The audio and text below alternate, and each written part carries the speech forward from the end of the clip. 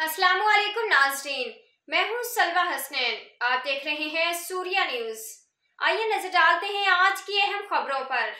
Jacob آباد report ظفر عمرانی دہشت گردی کی روک تھام کی عدالت میں جامعۃ علماء اسلام JHY سندھ کے رہنما اور سابق سینیٹر شہید ڈاکٹر خالد محمود سومرو کے قتل کیس کی سماعت کے دوران ملزم کے وکیل کے دلائل سننے کے بعد سماعت 12 دسمبر تک ملتوی کر دی گئی ہے۔ آئندہ سماعت کے بعد کیس کی روزانہ کی بنیاد پر سماعت کی جائے گی۔ تفصیلات کے مطابق JHY سندھ کے قائد علامہ ڈاکٹر خالد محمود سومرو کی شہادت کیس میں ملزم کے وکیل اپنے دلائل مکمل نہ کر سکے اور عدالت سے مزید مہلت طلب کی۔ اس موقع پر شہید کے صاحبزادے علامہ راشد محمود سومرو نے عدالت میں کہا، یہ 11واں سال ہے اور ہم انصاف کے لیے انتظار کر رہے ہیں۔ پہلے بھی عدالت سے انصاف کی امید تھی اور اب بھی امید ہے کہ جلد انصاف ملے گا۔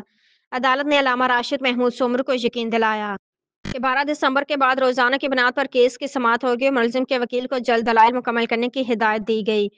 مدعی کی جانب سے علامہ راشد محمود سومرو، اقبال احمد سومرو، مفتی سعود افضل حالیچوئی، مولانا محمد صالح اندڑ، حافظ عبدالحمید مہر، وکیل اطہر عباس سولنگی، مطہر عباس سولنگی اور پراسیکیوٹر عبدالحلیم قریشی عدالت میں پیش ہوئے۔